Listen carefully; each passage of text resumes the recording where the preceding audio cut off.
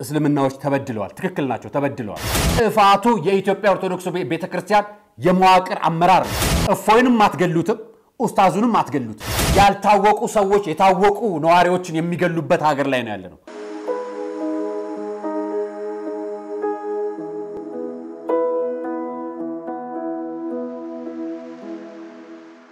ሰላም ጤና ይስጥልኝ ውድ የቃል ቀርን ሚዲያ ቤተሰቦቻችን እንደምናላችሁ በእያላችሁበት ሰዓት አቆጣጠር እንዳላችሁበት ሁኔታ ሰላማችሁ ብዝት ይበል ማለት ፈልጋለሁ እንደምናላችሁ ዛሬ ማህበራዊ ሚዲያ ላይ እየተዘዋወሩ ያሉ ትኩስ መረጃዎች አሉ ከነዚህ መረጃዎች መካከል በዋናነት እንድንነጋገርባቸው ዛሬ ይዤላችሁ መጣሁት ጉዳይ አለ በተለይ እነ ኡስታዝ አቡበከርን ያስቆጣቸው ጉዳይ ምንድነው እነ ኡስታዝ አቡበከር የሚያስቆጣቸው ጉዳይ ነበር ወይ የሚለው ጉዳይ ይዤላችሁ መጣ ይሆናል ከዛ በተጨማሪ ደግሞ ሌሎች ማስረጃዎችን ይዤላችሁ መጥቻለሁ እፎይን የተመለከቱ የማህበራዊ ጉዳዮች ዘመቻዎች በጣም ተከፍተዋል ታዲያ እነዚህ የተከፈቱ ዘመቻዎች ትክክል ናቸው ሐሰት ናቸው እንዴት ናቸው ብለን በጋራ ምን ይሆናል ሁሉንም ነገር ታዲያ እንደየቁስላችን እንደየህመማችን ምን ሸከመ ይሆናል ታዲያ አብራችሁ ተቆዩ ሁሉንም የምሰሙት መረጃ ነው ይችን ማስታወቂያ ተከታትለን አብረን ወደ ፕሮግራሞች እንገባለን የምስራች እንኳን ደስ ያለን ስጦታዎቻችሁን በታማኝነት አስገብተናል ስራዎቻችንንም አጋምሰናል የሙታንሳ ማር ቅዱስ ሚካኤል አንድነት ገዳም አደራን ተቀብለን በፈጣሪ ቸርነት እዚህ አድርሰናል ገና ስናስበው በመብርሃን ተደግፈን የመድኃኔ ዓለምን ፈቃድ ጠይቀን በእናንተ ውድ ኦርቶዶክሳውያን ተማምነን የጀመርነውን የእናቶቻችንን በዓት ግንባታ አሁን አጠናቀናል ታዲያ በአንድ ገዳም ውስጥ ሁለት ዓለም የለም ወዲህ በብርሃን የተሞላ የእናቶች ስፍራ ወዲያ ፈጽሞ ለጸሎት የማይመች የአባቶች በዓት እኛ ልጆቻቸው እያለን ለምን የተዋህዶ ልጆች አባቶቻችን ልክ እንደ እናቶቻችን እናሳርፋቸው ስለዚህ የጀመርነው ልግስና ቢቀጥል በእኛ በልጆቻቸው ዘውትር እንድንመረቅ ዝቅ ብለን ከእግሮቻቸው የሊቀ መላእኩ ጥበቃ አይለየን የአባቶቻችንም ምልጃ ጸሎታቸው አሜን የምስራች እንኳን ደስ ያላችሁ ብዙዎች ያለቀሱበት መነኮሳት የተፈተኑበት ምእመናን የተረባረቡበት መልአኩ ቅዱስ ሚካኤል ታምሩን የገለጠበትን ገዳም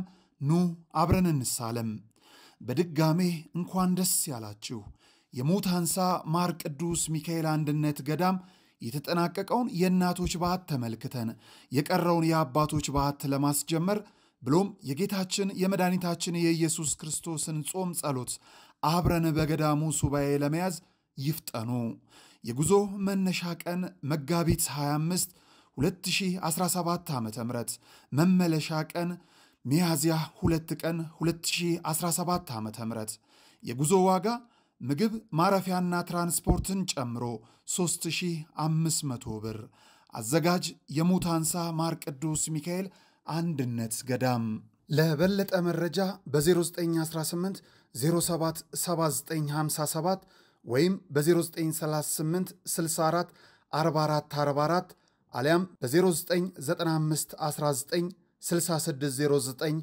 ይደውሉ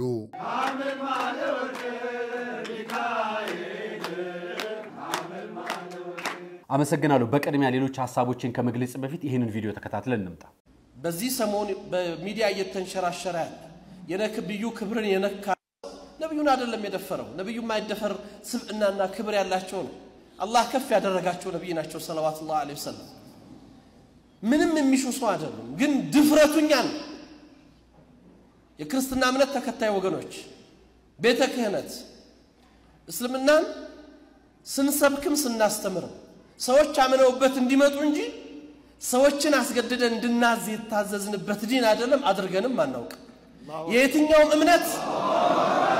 የትኛውም እምነት ክብር እንዲነካ አንፈልግም ያም የታዘዝነው በቁርአን ላይ ነው አላህ የሌሎችን እምነት አትሳደቡ እምነታችሁን ታሰድባላችሁና ጌታችሁን ታሰድባላችሁ ስላለ ይሄንን እናደርግም ሰዎች በአስተምሮት ይጥሩ ይስበኩ አደባባዩን ይቆጣጠሩ ችግር የለብንም ሐቅ ያለው ሜዳው ላይ ይውጣ ነገር ግን የእምነቱን ረምዝ ይሁን የእስልምና ከነፍሳችን በላይ የምንወዳቸው ነብይ አንድ አይደለም 100 ጊዜ ፊዳ የምንሆንላቸው ነብይ መንካት ግን የዚህ ኡማ ክብር መንካት ነው ስለዚህ ዝም እንደማንል ሊያቆት ይገባል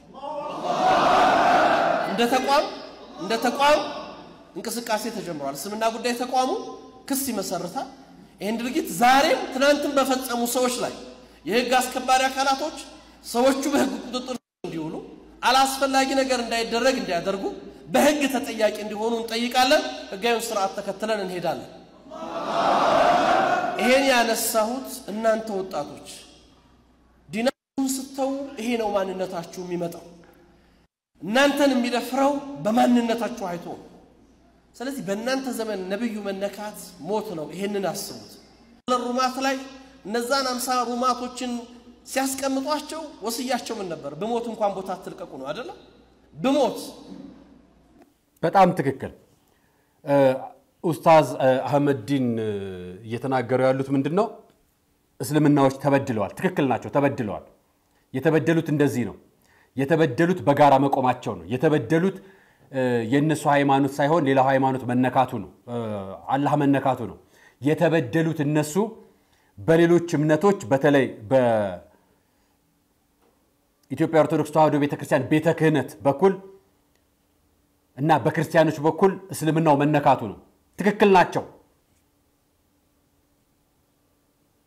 ከንግግራቸው ውስጥ ግን እንዲህን አቀርብላችሁ ትክክል ናቸው ያልኩበትን ምክንያት አመጣላችኋለሁ። ለምን እንዳሉት ልንገራችሁ። እዚህ መካከል ከተናገሩት ውስጥ አላህቸው እነሱ ያከብራሉ፣ እኛ እግዚአብሔርን እናከብራለን። እነሱ ነብያቸውን በጣም ያከብራሉ፣ 10 ጊዜ ሞትላቸዋል። እኛ 50,000 ጊዜ እንሞትለታለን ለጌታችን ለመድኃኒታችን ኢየሱስ ክርስቶስ። እነሱ የሚያመልኩትን አምላክ በራሳቸው፣ እኛ የምናመልከው እግዚአብሔር በራሳችን፣ ሁለታችንም የራሳችን ኦነት አለ። እኛ ክርስቶስም እግዚአብሔርም መላእክቱም ቅዱሳኑም እንዲነኩብን አልፈልግም። እነሱም አላህቸውም ነብያቸውም እንዲነኩባቸው አይፈልጉም። እውነት ነው። ተበድለዋል። ይሄ ከተደረገ ተበድለዋል። እንደዚህ ከተባሉ ተበድለዋል። ይሄ ከጠፋ ተበዳይ ግን የሚጮኸው አለመበደሉን ሲያውቅ ነው። በድሎ በራሱ አልበደልኩም ካለ ትዘት ነው የሚሆነው። በድሎ በራሱ ላሳያችሁ። አንድ እፎይ የሚባል ማህበራዊ ሚዲያ ላይ የወጣ ልጅ አማኝ የሆነ ልጅ መምህር አይደለም፣ የቤተ ክርስቲያን መዋቅር ውስጥ መስተዳደር መዋቅር ውስጥ የለበትም፣ የአንድ ቤተ ክህነት አስተዳዳሪ አይደለም፣ የቤተ ክህነት ሰራተኛ አይደለም፣ በቤተ ክርስቲያን መዋቅር ውስጥ በአዲስ አበባ ሀገረ ስብከት፣ በምስራቅ ሸዋ ሀገረ ስብከት፣ በየትኛውም ሀገረ ስብከት ውስጥ የለበትም። እንደ ሀገረ ስብከት አመራር ውስጥ አማኝ ነው። አንድ ተራ አማኝ ልክ እንደኔ እኔ እንደማምነው አንድ ተራ አማኝ ማህበራዊ ሚዲያ የሚጠቀም አንድ ግለሰብ ጉዳዩ ማህበራዊ ሚዲያ ላይ እኔ ሐዲሳትንም ቁርአንንም አንበቤ ከእስልምና ወንድሞቼ ጋር በፊት ለፊት ቁጭ ብዬ እነጋገራለሁ አለ። ከዚህ በፊት አቅርቤላችሁ አውቃለሁ። ከዛሬ 3 ሳምንት በፊት ሳቀርብላችሁ ምን አሉ? ያን ሰሞን ያቀረብኩላችሁ ማህበራዊ ሚዲያ ላይ ይገደል የሚል ማህበራዊ ሚዲያ ላይ የተወሰነ ጭምጭምታ ወጣ። እንዲህ የሚባል ነገር የለም። ሐሳብ ክርክር ካልፈለጋችሁ አትቅረቡ። ከፈለጋችሁ ደግሞ ክርክሩ ላይ የምትመጡት ደግሞ ቢውና አግባብ ባለው ሁኔታ ብቻ መሆን አለበት። ምክንያቱም እንደ እምነት አስተምሮ ማንንም ሰው ለምሳሌ ላሳያችሁ። አህመዲን ጀበል 300 የኢየሱስ ጥያቄዎች የሚል መጽሐፍ አስተምሯል 2012 ላይ። እሱ አላሁ ነው ነብዩ ነው ወይንስ ኢየሱስ ነው የሱ አምላክ? ጥያቄ ያነሳው ግን ስለ እንትና ነው አይደለም፣ ስለ ኢየሱስ ነው አይደለም። ይሄንንም ልክ እንደ አህመዲን ጀበል ነው የማይሆነው። እዛ ቤት ውስጥ ያለውን እኛ መጽሐፍ ቅዱስ ገብቶ ያነበቡትን ነገር ካወጡ እዛ ቤት ውስጥ ገብቶ ያለውን ነገር ደግሞ ቁርአኑን መቅራት ወይ ደግሞ ሐዲሳቱን ማንበብ ደግሞ ይጠይቃል። ሳያነቡ ማንም ሰዎች ሐሳብ ሰጥተውም ተችተውም ማያውቁ። ያነበበው ልጅ ግን ተቻ ሐሳብ ሰጠ። የተቻው ሐሳብ አቀራረቡ ትክክል አይደለም፣ ንግግሩ እኛን ይነካናል ከተባለ እነዚህ ነገሮች እኛን አይነኩንም ወይ? ስሟቸው። እግዚአብሔር ዝሙተኛ ነው፣ ዝሙት አሰርቷል። አየሁ ይሄን አምላክ ይታያል። አየህ ይሄን ሽማግሌ አየህ። ግን በክርስትና ዓለም እግዚአብሔር ስለጠጣና ስለሰከረ ብቻ ጀግና ይባላል። ይሄ በጣም የሚያስቅ ነገር ነው። የሰከረ ሰው ሰካራም ነው። ጀግና ሊባል አይችልም። የእግዚአብሔርን ብልትና ጡት የሆነ ጋር መተውሰድ በሉት። ሰፈረ እግዚአብሔር ብልት ይለካል። በጣም ያሳፍራል። እግዚአብሔር ያሳፍራል በእውነቱ። ባለጌ ነው በጣም እግዚአብሔር ባለጌ ነው። የምር ባለጌ ነው። በስተክል ባለጌ እግዚአብሔር ባለጌ የምሬን መርጦ ያው ኢየሱስ ራሱ በግ ነው። በርግጥ ልክ ነው፣ በግ ነው። ያው የበግ ደግሞ መለሳችሁ እናንተ በግ ናችሁ። ተመልከት እዚህ ጋር እግዚአብሔር ዲስቨርጅ አድርጓት ይችን ህፃን ልጅ ደም በደም አድርጓት ምን እንደሰራ ይሄ እነዚህ መራቂ ኡስታዞች ናቸው ወይ?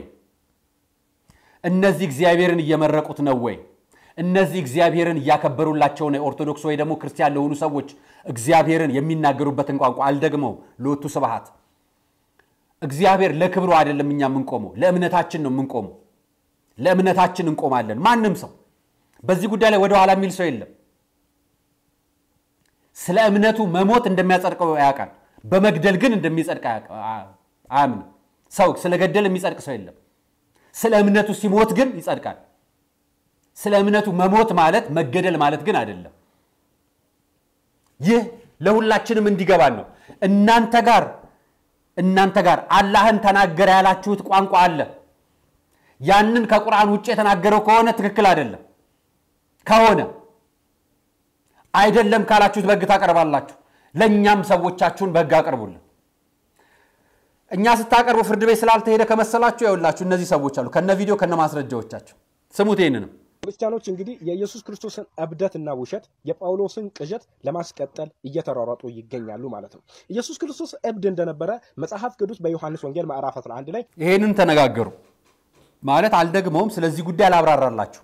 ስድብ ነው ጸያፍ ነው ምናምን እያልኩ አልነግራችሁ። ምክንያቱም ከዚህ በላይ ምስክር ስለሌለ ለእናንተ ማስረጃም ጭምር እሱ የተናገረውን አውጡት። እንደዚህ አይነት ጸያፍ ንግግር የተናገረበትን አውጡት። ትክክለኛው ማስረጃው የሚያስጠይቅ ከሆነ ጠይቁ። ነገር ግን የግለሰቦች ማህበራዊ ሚዲያ ላይ የሚደረገው ይሄ ውይይት እጅግ በጣም ከረረ። ፕሮቴስታንቶች ጋር በጣም ከረረ። አብዛኞቹ የእምነት ተቋማት ክርክራቸው ከኢትዮጵያ ኦርቶዶክስ ተዋሕዶ ቤተክርስቲያን ጋር በጣም ከረረ። መስመር መሳቱን እያወቃችሁ መስመር መሳቱን ዝም ብላችሁ መሳደባቸውን ችላችሁ በእስልምና ተቋማዊ ምክር ቤት ዘንድ ክስ መስረታችሁ በአደባባይ እንድትናገራላችሁ። ስለዚህ እናንተ ጥፋተኛ አይደላችሁም። እናንተ ተበድላችኋል። እናንተ ልክ ናችሁ። በዳዮቹ የኢትዮጵያ ኦርቶዶክስ ተዋሕዶ ቅዱስ ሲኖዶስ ነው። በዳዮቹ የኢትዮጵያ ኦርቶዶክስ ተዋሕዶ ቤተክርስቲያን ቤተ ክህነት ነው። ምክንያቱም ቤተ ክርስቲያንን የሚሳደብ እግዚአብሔር አምልኮቱን የሚቃወም ሌላ ነገር ሲመጣ ህግ ክፍሉን አደራጅቶ ተቋማዊ ክስ ባለመመስረቱ ጥፋቱ የኢትዮጵያ ኦርቶዶክስ ቤተክርስቲያን የመዋቅር አመራር ነው። እነሱ ተደራጅተዋል። እኚህን ሰው ነው ያቸው። ለሰውየው ለግለሰቡ መልእክት የምናስተላልፈው ከዚህ ድርጊት ተቆጠብ፣ በስህተት አድርገህ ከሆንክ ይቅርታ ጠይቅ፣ ወደ ፈጣሪክ ተመለስ እንለዋለን። ሁለተኛ እሱ እምቢ ብሎ ይሄንን ይቅርታ ካልጠየቀ ህግ ያለበት ሀገር ስለሆነ ህግ አክባሪው አካል የመንግስት አካል ይሄንን ነገር ተከታትሎ ለህግ እንዲያቀርብልን ሰላም ውድ ይሄን የምትመለከቱት የኦሮሚያ ክልል የመጅሊስ ጽፈት ቤት አመራር ናቸው፣ ፕሬዝዳንት ናቸው። ያሳየዋችሁ ለምን መሰላችሁ? ግለሰቦች ማህበራዊ ሚዲያ ላይ እየወጡ የእፎይ ገጽ ላይ የተለያዩ የእስልምና እምነት ተከታዮች ወይ ደግሞ ኡስታዞች እየወጡ እየተጠራሩ ውይይትና ዲቤት ያደርጋሉ በተለያየ ጊዜ። እኔ ከዛሬ 3 ሳምንት በፊት ሳቀርብላችሁ ተከራክሮ መሃል ላይ ውይይት ላይ የነበረ ወቅት ላይ ሃይማኖቱን በተመለከተ በሐዲሳትና በቁርአን እያወጣ ሲነጋገሩ ብዙ ልዩነት ነበራቸው። ተማምነውም ተከራክረውም ነበር እና መሃል ላይ ግን ወጥተው ይገደል ያሉ ሰዎች ነበሩ። እንዲህ አትበሉ፣ ከተወያዩ ይወያዩ፣ ካልተወያዩ ደግሞ ይቁም፣ መቆም ነው ያለበት። እኔ በዚህ ጉዳይ ላይ የምጠይቃችሁ አንድ ነገር ልንገራችሁ። በኢትዮጵያ ከቅርብ ዓመታት ወዲህ በፖለቲካ ተጋጨን፣ በብሔር ተጋጨን። የቀረው የመጨረሻው ካርድ ሃይማኖት ነው። ብሔር ለያይቶ አልጨረሰልንም፣ ፖለቲካም ለያይቶ አልጨረሰንም። አሁን ደግሞ ሃይማኖት ለያይቶ እንዲጨርሰን እየተሰራ ነው። እኛም የዚህ አጋፋሪ ነው እየሆን ያለን። ሁላችንም እንደ መዋቅርም እንደ ተቋምም እንደ ግለሰብም ህግ እንዲከበር እነዚህ የሃይማኖት ተቋማት መሪዎች ወጥተው በአደባባይ ከመናገራቸው በፊት በሃይማኖት ተቋማት ጉባኤ አለ። በሃይማኖት ተቋማት ጉባኤ መነጋገር አይችሉም? የኢትዮጵያ ኦርቶዶክስ ተዋሕዶ ቤተክርስቲያን መምህራኖች ወይ ደግሞ አባቶች፣ የቅዱስ ሲኖዶስ አባሎች የሃይማኖት ተቋማት ጉባኤ ላይ ቁጭ ብለው አጀንዳ አድርገው ልጁን አነጋግረው ወይ ደግሞ እነሱ መካከል ያሉ ኡስታዞችን አነጋግረው መልስ መስጠት አይችሉም ነበር? በዛው አደባባይ ሲወጣ ለዚህኛው ለሃይማኖት ግጭቱ አጀንዳ የበለጠ እሳት ያቀጣጠልና ቤንዚን ያርከፈከፈን አይደለም ይሄ ትክክል ይሆናል ወይ መጨረሻውስ ምንድነው የሚሆነው አጠገቤ እኔ አጠገብ የሱፍ የሚባል ጓደኛ አለኝ በረከት የሚባል ፕሮቴስታንት ወዳጅ አለኝ ምነግራችሁ እንግዲህ በስም በጠቅሳቸው ብዙ ስለሚሆኑ መሐመድ የሚባል ወዳጅ አለኝ ዑመር የሚባል ወዳጅ አለኝ እማቃቸው ነው ምነግራችሁ በእነዚህ ውይይት እና ይሄ ግጭት ሲነሳ እኔና እነሱ ምንድነው የምንሆነው እስቲል እስከ ትላንት ማታ ድረስ ወዳጅ ነን አሁን ነገ ግጭቱን ብታነሱትና ቢጀምር እውነት ከጀመራችሁት እንበል ምንድነው ቀጥሎ እንዲፈጠር የምትጠብቁት እና ዮሴፍና መሐመድ እኔ እንዲጠብቁኝ እና እኔ እነሱ እንድጠብቃቸው እና ኡስታዞቻቸው ሲመራቸው እንዲያጋዳድሉ እርስ በርስ እንድንገዳደል ነው የምትጠብቁት እንደው እናንተ አመራር ላይ ያላችሁት ከላይ ያላችሁት ነው የምጠይቀው እኔ ህዝቡ እየኖረ ነው ማህበራዊ ሚዲያ ላይ የሌለው ሰው ሲጀምር እንዲህ አይነት ጉዳይ እንዲሰማ ማወቅ የማይፈልግ ማህበራዊ ሚዲያ ላይ ያለውም ሰው ይሄ ነገር ካስፈራው ቆይቷል ለዛ ነው እናንተ ምረፉ እኛም እንረፍ ምንላችሁ ካላረፋችሁ የኢትዮጵያ ኦርቶዶክስ ተዋሕዶ ቤተክርስቲያን ብቻ አይደለችም የሌላው እምነት የየራሱን ልጠብቅ ይያለ ዱላ ያነሳል ማለት ነው ስለዚህ ዱላ ያነሳ ማለት ህግ የለም ማለት ነው አሁን ወደ ህግ እንሂድ ነው የተባለው ካላችሁ ሁሉም ወደ ህግ ይቅረብ ህጉን የሚመራው የሃይማኖት ተቋማት ጉባኤ ምንድነው ስራው ግጭቱ ተፈጥሮ ከተቀጣጠለና ካለቀ በኋላ እፎይ ቢገደል ሌላው ዝም የሚል ይመስላችኋል ሌላው ኡስታዝ ቢገደል ሌላው ሙስሊምስ ዝም የሚል ይመስላችኋል ስለዚህ ሙስሊሞቹም ልክ ናቸው ኦርቶዶክሶቹም ልክ ናቸው ማን ነው እውነቱን ፈራጅ የሚሆነው በህዝብ ቁጥር በቲፎዞ ሆይ ብሎ በመውጣት ነው የሚሆነው ይሄ አይሆንም እፎይንም አትገሉትም ኡስታዙንም አትገሉትም ማንንም አይገልም የሃይማኖት አባቶች በተለይ የኢትዮጵያ ኦርቶዶክስ ተዋሕዶ ቤተክርስቲያን የሃይማኖት አባቶች በአስቸኳይ መግለጫ ልታወጡ ይገባል ልጆቻችሁ እየተቆጡ ነው እናንተ መግለጫ ልታወጡ ይገባል እያያችሁት ነው እሳቱን ልታወጡ መግለጫ ይገባል ዝም እያላችሁ ያላችሁ የሃይማኖት ተቋማት አባቶችም ከዚህ በኋላ ይበቃቸዋል በቤተክርስቲያን ስም በመስጊድ ስም ሰው መገዳደል የለበት ማንን መግደል የለበት መግደል ያጸድቃል ከተባለ ለሃይማኖት መሞትም ያጸድቃል ለሃይማኖት መሞት ያጸድቃል ማለት ሄዶ መገደል ብቻ አይደለም ስለ ሃይማኖት መስዋዕት መሆን ሄዶ ያጸድቃል ስለዚህ በዛኛው ቤት መግደል ከተባለ በዚህኛው ቤት መስዋዕት ማለት እኩል ነው ቃላቸው ትርጉማቸው ስለዚህ እናንተ ቁጭ ብላችሁ የሚገዳደሉ ሰዎች ልታዩ ነው ከላይ ቁጭ ብላችሁ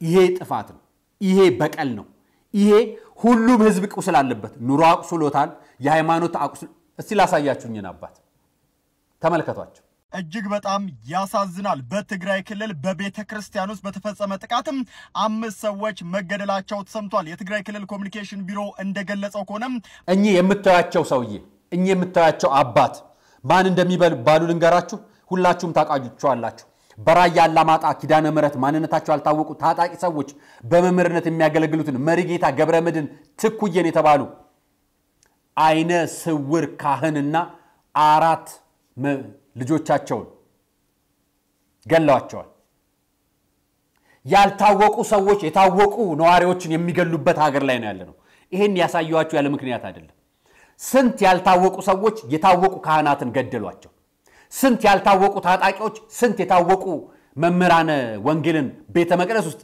ካህናቶችን አዲስ አበባ ዙሪያ እዚሁ ሰፈር አካባቢ ላይ በድንጋይ ቀጥቀጣው የገደሉት ካህንን አልሰማችሁ ኦርቶዶክሳውያን ውስጣችን የታመቀ ቁጣ አለብን ወቁት ቁጣ አለብን ማለት ግን እስልምናውን ሄደን እንተንኩስ ሄደን ሃይማኖታቸውን እንዋጋ አይደለም የምንለው ይሄ ጥፋት ነው ትክክል አይደለም ሃይማኖታቸውን በራሳቸው እምነት ልናከብርላቸው ግዴታ አለብን ውዴታ አይደለም ግዴታ አለብን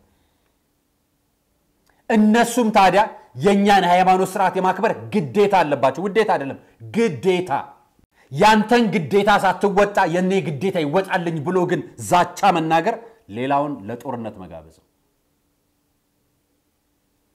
እኔ ተናጋሪ ነኝ አዋቂ ነኝ እኔ ብዙዎችን ባለስልጣናት አቃለሁ እኔ ለእንደዚህ አይነት ነገር እቀርባለሁ በሚል ሰበብ እኛ እዚህ ስንጨፋጨፍ የዛሬ 3 ዓመት ከምናምን የፌደራል መንግስትና የህወሓት ጦርነት ከመጀመሩ በፊት ፖለቲካ መድረክ የሚመራውና በፖለቲካ ትንታኔ የሚሰራው ስዩም ተሾመ ጋር በጋራ ሰራ ነበር በጣም ከማረሰው አንዱ ነገር መካከል የ56 የአውሮፓ ህብረት ስብሰባ ላይ የዴንማርኳ ሴትዮ ያቀረበችው ንግግር ነበር ያቀረበልኝ ያን ጊዜ ትዝ ይለኛል።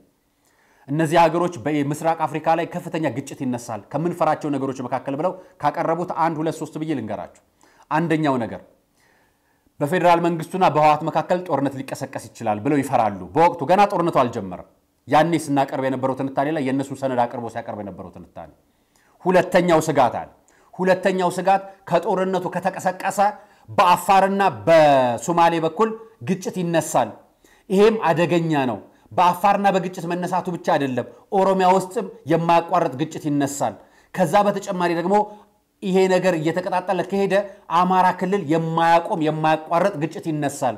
ይሄ ክልሉን ለብዙ ቦታ የመከፋፈል ሀገሪቷን ለብዙ ቦታ የመከፋፈል ስጋት ቀጠና ይደርስባታል የሚል ትንታኔ ነበር ሲሰሩ የነበሩት አውሮፓውያኖች።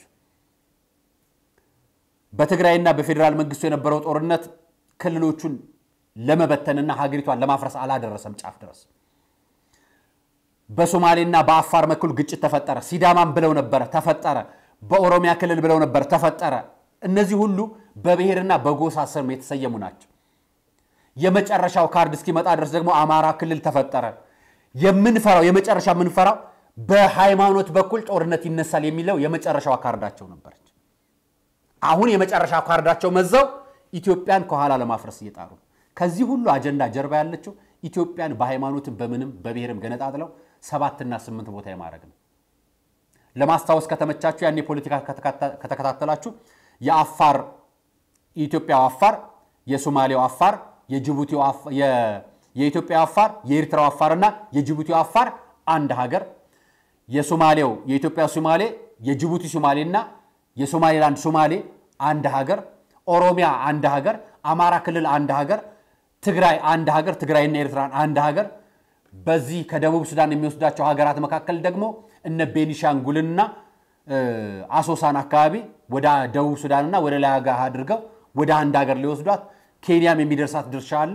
እንዲህ ተብሎ የተከፋፈለ ነበር አውሮፓ ህብረት ያጸናው። ከዚህ ውጤት ጋር ነው የማየው አሁን ካለው ግጭት ጋር ማናነሳ የሃይማኖት ክርክር ጀመረ። እየከረረ ሄደ። እየከረረ ሲሄድ አሁን ከተጀመረ ጀምሮ የቆመ ነገር የለም። ይሄ ካልመጣ ተባለ። ኡስታዝ አቡበከር የእስልምና ምክር ቤት ጸሐፊ ነው፣ አመራር ነው እዛ ውስጥ። የኮሙኒኬሽን ኃላፊው ደግሞ እዛ የምታውቁት በእስልምና ምክር ቤት ውስጥ በስልጤ አካባቢ ለሚፈጠሩ ግጭቶች ዋና ተጠያቂ ነው ተብሎ የሚቀሰቀስና በዛ የሚነገርለት ነው። ግን ሹመት አግኝቷል። ከምታውቋቸው መካከል ደግሞ እነ መጽሐፍ የጻፈው አህመዲን ጀበል የጠቅላይ ሚኒስትር ጽሕፈት ቤት አማካሪ ነው፣ ማህበራዊ ጉዳዮች አማካሪ ነው። እነዚህ የምታዩቸው ነገሮች በሙሉ የዚህ ጉዳዮች አንደኛ አንቀሳቃሽ ናቸው ወይ ደግሞ የዚህ ጉዳይ ጥያቄ አቅራቢ ናቸው፣ ቅሬታ አቅራቢ ማለት ናቸው። ቅድም ኡስታዝ አቡበከር እንዳለው በጣም ምርጥ ንግግር ነው የተናገረው። የኛ ቁርአን የሚያዘው ስለ ራሳችሁ በትትና ስበኩ፣ የሌሎችን ሃይማኖት አትናገሩ፣ ከተናገራችሁ የእናንተ ሃይማኖት ይነካልና የሚል ቁርአናችን ላይ አለ ብለው ለሃይማኖት ለኢትዮጵያ ኦርቶዶክስ ተዋሕዶ ቤተክርስቲያን ቤተ ክህነት ተናገረ።